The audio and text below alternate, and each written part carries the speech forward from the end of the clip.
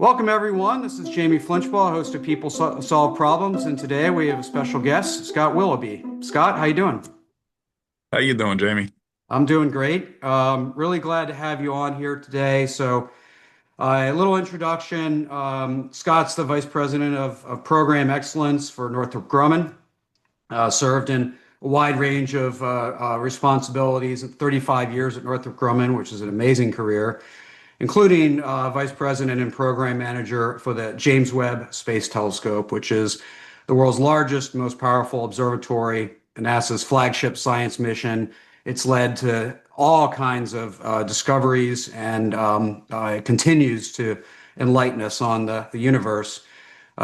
Special awards are worth noting: NASA's Distinguished Public Service Medal, which is amazing, member of the National Academy of Engineering, and none of that really beats a degree from Lehigh as an engineer. So have to throw that in.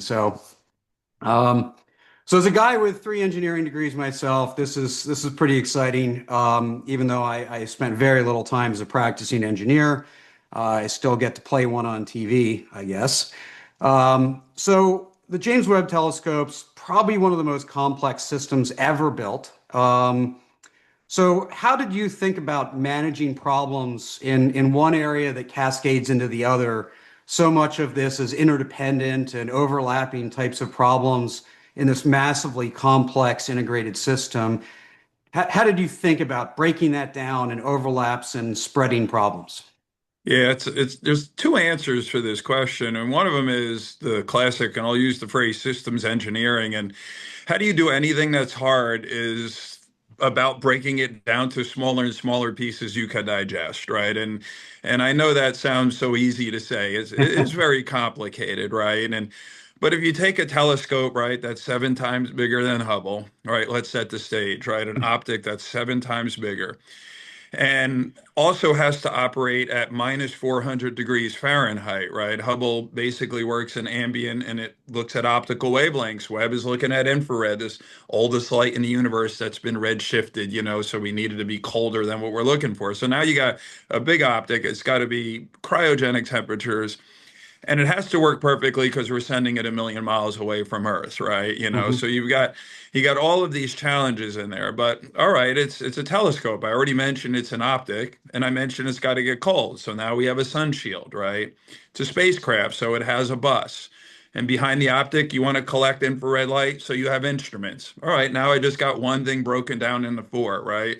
And now you go to what are the more complicated pieces inside the instruments, right? You got focal plane arrays and sub mirrors that are right, scraping, wavelengths off and this and that, or the sunshade shield is made up of, thin membranes that are, helping us channel heat in the direction that we wanted to, but also cables and pulleys, so when we stow it, we can deploy it. And so you keep going down there, but to ensure you're going to get the performance of things that are so complicated and very disparate, the other simple answer is don't trust yourself. Everything we did on web was done in basically in twos. There wasn't a model that predicted performance that we did where we trusted ourselves. We had independent people challenge it. NASA did a second model. So NASA and Northrop Grumman each had an integrated model that especially took into account thermal performance and then dynamic performance. Really simple. If you're pointing a telescope at light that came from 13.5 billion years ago, you kind of got to be pretty stable, right? In there. And even small changes in temperature, right, that go through the system are going to make mechanical things shrink and grow, right? All of that. So that integrated performance is an insanely detailed model. Back in the days when we were doing our first models 15 years ago and there wasn't the computer systems, we had rooms full of computers, right? And then you had to wait sometimes 3, 4 days to get results back. Mhm. NASA repeated that whole process. And then we challenged each other and we had to make sure that we were coming to the same answer. So when you have something that's really hard, I think a simple answer is somebody else independently verifying what you're doing. And that could be very powerful, right? It could happen in small scale things, right? Where just another team you get to do it. But when it really matters, you can't trust yourself. I love that. And I want to kind of dig on that sort of competing models or duplicate models. early as an engineer, I did a project where my data wasn't getting what my client was, and turns out mine was right, which gave me a little confidence. But there wasn't. We kind of started off on the assumption that their model was right, and so that something was wrong with what I was doing. So, what would happen when the models would disagree? How would you proceed from that point forward? So they often did throughout the iterative process and disagree. You actually even had to set boundaries. We're going to accept plus or minus whatever a percent or Right. something what it was. So, but you need to get in that, call it that same ballpark. So it meant about you had to be intimately familiar with not just what you're doing, but then how they modeled it. And sometimes it was they used a different density, right? They modeled something with more detail. Sometimes, that it was a level of detail. Other times you would literally find the aha moment that a parameter that they had put in that you didn't model. And then you would go back to your model and say, wow, that's, let me go represent that again, for my own independence. But a lot of times what happened, I'll kind of use the phrase configuration control was you're at different states. We were joking, we were talking beforehand about, what's the truth table, right? When you meet with something that's complex, where you're discussing something that's complex, it's amazing how much you think you and the other person are on the same page and you're not. Hmm. What parameters do they have? Do they have the latest test results, right, of Article X? And you would like to think you do, right? It's there, but did they rev their model to that, or did they have a reason not to? So truly, a lot of times that you find that you were off wasn't just the parameter wasn't modeled, correctly, or you were going through this iterative process. It was what is your source of truth? And that should be the same for both parties, right? We have test data and we go through a vetting process and make sure everybody uses that test data, right, in the same way. And it takes a little while to kind of get over that hump because people want to move fast. They also sometimes fast means I don't want to communicate as much. I just want to get in my office, right? I want to sit there, leave me alone. And this is what engineers like to do. It's a bit of the introverted nature, right, of Right. engineering is to get what you can and do it. And you have to find a way to as me as a leader, a little bit more dynamic. I'm a bit more of the extroverted engineer there is to get people in the room or on the phone call, and to start describing, the process out loud, not have the assumptions be in their heads, not just have it be in a folder right on a computer. And a lot of what, very technical work is it's about getting people to talk to each other Hmm. because not one person knows every aspect of the system, and you do go work in your own temporal lanes, right, where you're moving faster or you chose to do something in a different sequence of events. But when you want to now say is it same, you got to be at the same level of maturity, right, with the same basis of facts, et cetera, even though it's a different modeling method. So communication is huge, and getting engineers to agree that being in a conference room for an hour is worth it as opposed to the lab. Yeah. No, that really speaks to a cultural challenge. Building a culture, a learning environment, where it's okay to be wrong because Yeah. that's where we learn. So when you have an environment where you're filled with world-class engineers and scientists and PhDs, how do you where they're used to being right so Yeah. often and used to being the smartest person in the room, how do you cultivate that learning culture where it's okay to be wrong because that's where we learn? It's a lead by example, and I was good at that. And I felt almost my role was to be, self-effacing in the room. And as the leader, I'll tell you, I go back to my childhood and I thought I'll never be a teacher, right? Because they have to always have the answer. How could somebody ever be a teacher, right? They're in the front of the room, no matter what, the student asks, they have to be right. And then I got in the company as an engineer and I'm like, I'm never going to be a manager. I can't be a program manager. I have to know. I'm never going to be, this level. And I've moved my way not into a teacher, but effectively I am now. I'm a coach in the system, and I'm teaching new generations of program managers. But what I realized was there's a fallacy in thinking that being a lead meant you have to know everything. Mhm. You don't. As a matter of fact, it's how do you leverage folks, right? And how do you want people smarter than you in the room. Now, when it comes to your point about being wrong, it is a lead by example because I will intentionally go into a space where I'm asking a question that I may think I know the answer for, or I may be pushing it from a different dimension, right, to try and get a layer below. And in effect, maybe I'm asking the wrong question, right? Or, what they'll say, the stupid question in the room. But that's how I get to truth is I'm asking some challenging question. I'm like, oh, all right, I didn't think of that right. So, and then I rephrase what somebody says to me and I use their words and I echo them back in my words. And then we start converging on things. And when you start using that, approach in the room, people will start modeling that back, right? Mhm. They'll start, realizing their job is to hear what somebody else says. It's okay that it wasn't what they said it was, but then echo it back in their own words and get comfortable with what right is. And you're never pointing out that they were wrong. You're just kind of converging on what's right. Because nobody wants to feel like they got accused of being wrong, that it's a finger point, right? And it's a mistake. It's more if you create a dialogue, there's almost like a safe zone in the middle of the dialogue where you don't have to be, you have to be right at the end, but not in the middle. Mhm. So how do you make the middle comfortable? And I found it's about asking some questions, showing my own, call it vulnerability, and then echo things back in people's words when I hear it, spoken in a better way or right with a different fact, and then just trying to model that behavior. Yeah. I love that, and that's that's part of setting the example, setting the culture, leading through example. That creates the experiences for others to believe that we actually mean it. Yeah. And of course, we have plenty of historical precedent for what happens in the space program when we lack some of that openness. So taking that learning culture into a more technical problem or maybe a program problem. This is unlike many sort of space programs and most engineering projects where you can iterate, right? This wasn't James Webb 1. Um, and so, in an iterative approach, you get to, design something, test it, watch it fail, improve it, and then do it again and again and again. This is a massively risky program, million miles from Earth. You really can't fail once you launch. So how did you create an environment where you could experiment, where you could iterate, where you could understand what could go wrong before we're out in space with the one and only James Webb Telescope?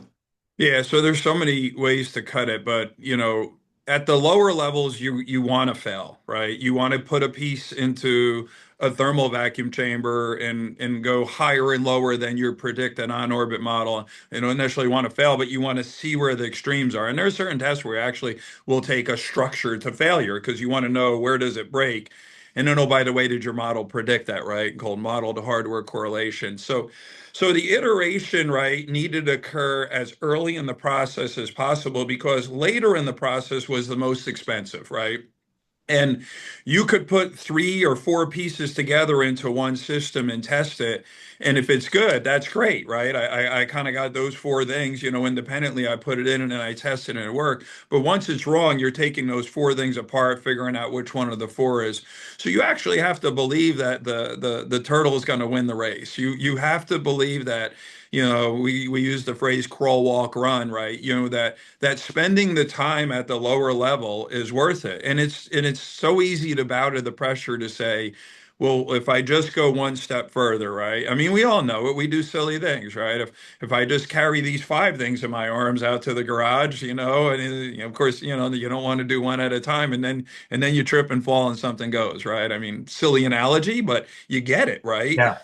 So we really took things and split it down. And as we talked about that system engineering problem, I mean, we do the hardest tests at the lowest level. And then you're really trying to confirm only new interfaces as you go to the higher level. So you're really trying to iterate as much as you can at the lowest level. And in space, and in many places, we have a term called qualification, and that literally means that you're going to an extreme, right? More, colder or hotter, under more stress, right? Whatever it is that the thing is going to be subjected to. And you actually have to over design for that because what then you're doing is you're making your aggregate design more robust for something you didn't model perfectly, Mhm. right? So you have to build this margin in, and it's why in space we see a lot of things that we will say have a 3-year mission life or a 10-year mission life lasting, 10 years or 20 years, until they run out of fuel or something else goes. Because the number one, the hardest day in the life of any satellite is usually day one. Mhm. And you spend so much time designing for a mission life this long, but all of the things happen. In our case, day one was 6 months long, is when you do the initial deployment, the first time you point at the sun, the first time you turn a box on, the first time you open a window for the optics to see something what's in there.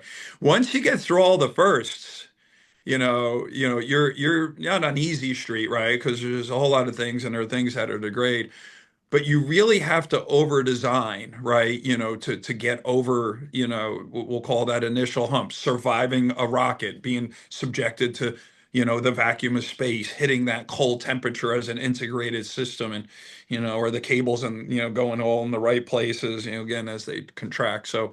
So for me, it's all about taking the hardest punch you can as early as possible and as low as possible, and then building up. And like I said, it's way too easy to cut steps 2 and 3 out and go from 1 to 4 because you feel confident, or you think your model was better.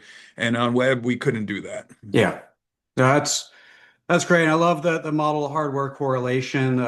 Those that study engineering history will remember the Wright brothers who had the flight tables, sort of the lift and the wing design tables, and they as they tested them, they weren't getting the right results, and they're like, everybody in the world believed these tables to be right, and they said, no, we're gonna build new tables, a new model from the ground up, and that really was a huge part of their many Yeah. breakthroughs. Um, I like to say reality is the arbiter of the truth, so we can believe anything we want until we test it against reality. Yeah. So as you did all that testing and all that design, you have a wide variety, an inventory of problems to solve, to Yeah. engineer. Some of those just required what I would call engineering solutions. We just need to find the right spec, the right material, the right strength, whatever it is. It's just an engineering problem to go about in a straightforward way. Other problems would require, no, we need to go back to first principles and rethink how to do it. But knowing when to go one path or the other is almost intuitive. How do you know of all those inventory of problems, we just need to keep engineering, and when do we need to go back to first principles and rethink everything? So let me answer it a little bit different. Let me frame it this way, and I think it fits well with the context of our conversation. And I got a great story, right? And as we had to deploy the sun shield, the first thing you have to do is you have to stow it. It's like a parachute. So when it's deployed, it's the size of a tennis court, right? It's 80 feet long by 40 feet wide. The top of a rocket is only 16 feet wide, right? It's a 5 meter fairing, right? So we're folding this thing up and we're pinning it down.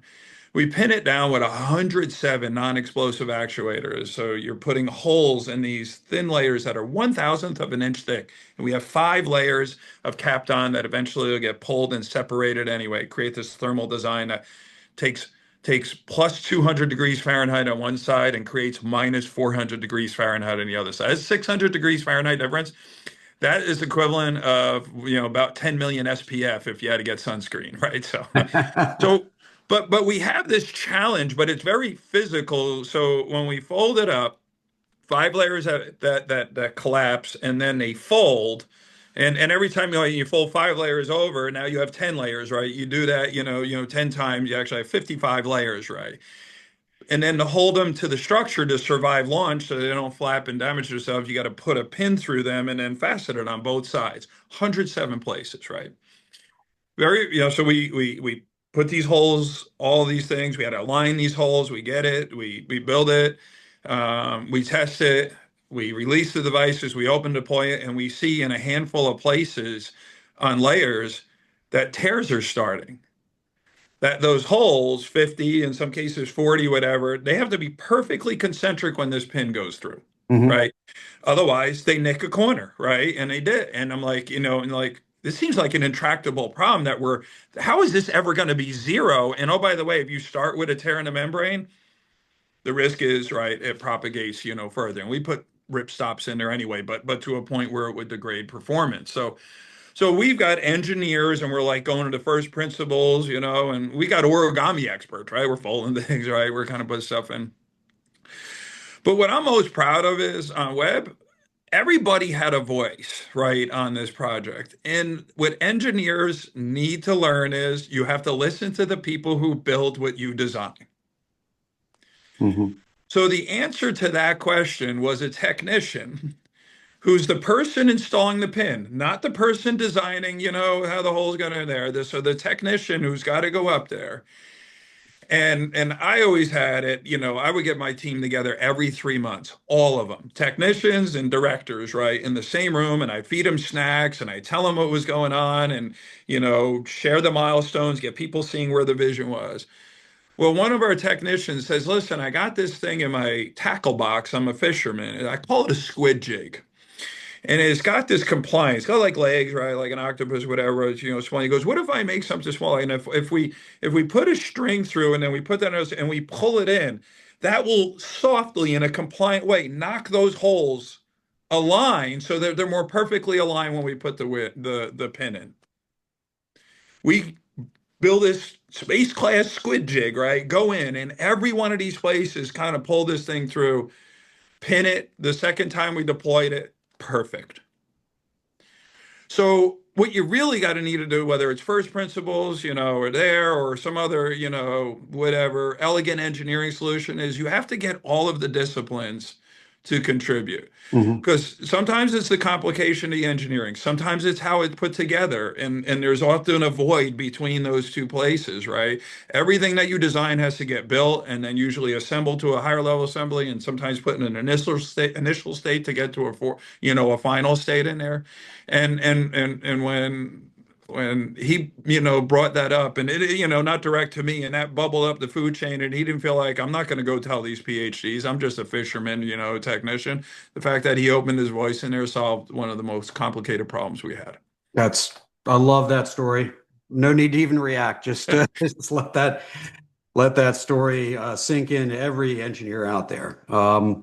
So, with the little time we have left, I want to switch a little bit to higher level leadership, kind of Yeah. beyond the team. There's a lot of people with a lot at stake here: Northrop Grumman, NASA, Congress, et cetera. And every junior engineering manager that runs into a problem is always worried about, do I even tell people or just do we fix it? Because once I tell people, they're going to think the sky is falling and I'm going to get help I didn't need. So even a junior engineering manager struggles with how much Yeah. transparency to give. How do you balance transparency with building confidence, answering questions? How do you manage all those stakeholders to know that we're headed somewhere in a messy journey? It's a wonderful thing for people to learn, and trust me, you also learn it through experience. You don't get it right. And I'm going to give you the recipe. I'm going to give you my recipe, and then you'll go, perfect it in your own, kind of walk of life. But let me tell you this. When you have to go in and tell somebody after something went wrong that it went wrong, sometimes you want to hold on to it longer, figure out if you can write it, right, or come back in with the solution at the same time as a problem. And it's a bad place to be in management, because the longer it takes to learn something, the less options you have. Time, right, is ticking. So as painful as it is to tell somebody that, so then my strategy was to do it on the other side, though, right? I would spend every 3 months speaking to the stakeholders on web. And my thing was, I'd always go into those meetings and tell them, what did we talk about the last time I was here? How did that go?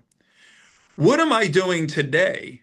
But then more importantly, I forecasted into the future and said, but when I come in the next time, we're going to do something that's really challenging. And oh, by the way, we may get some results that we're going to have to iterate on, but we're preparing for that. We have a plan B, right? If we have to change the metal, we're designing another metal over here or whatever it is.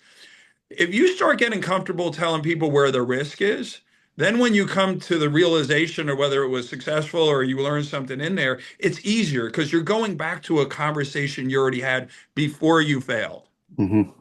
So you have to talk about where the challenges are before they come get behind you.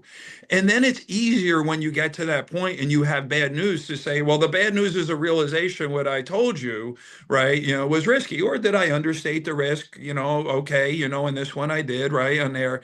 And once you get people starting to talk in the future, then the president as the present as it aligns to that makes it that much easier. If you hide the future and keep coming in with the surprises, even the successes as surprises feel kind of good, like, these aha moments.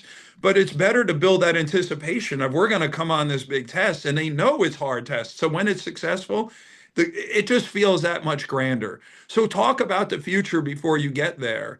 And it's so much easier to talk about it when it's in the present. That's fantastic recipe. I always tell leaders that think there's a decision between what I tell people and what I don't. It's really a decision between what I tell people and what they make up on their own. And so fill that void, Yeah. communicate, let them know. So last question, it's sort of a big one, but I'm looking for a tight Yeah. answer that encapsulates this for you. If you were talking to someone stepping into a similar role, they're brand new, they're going to take on a huge, long-term, complex project. What would be your advice to them as they're starting out? Take a deep breath, um, and realize it's not going to go perfect. And go talk to others who've been in that role before, and they will share for you how imperfect their journeys were. Because this stature and this pedestal you put them on, whether I would meet with a general who had 4 stars on their shoulder, right?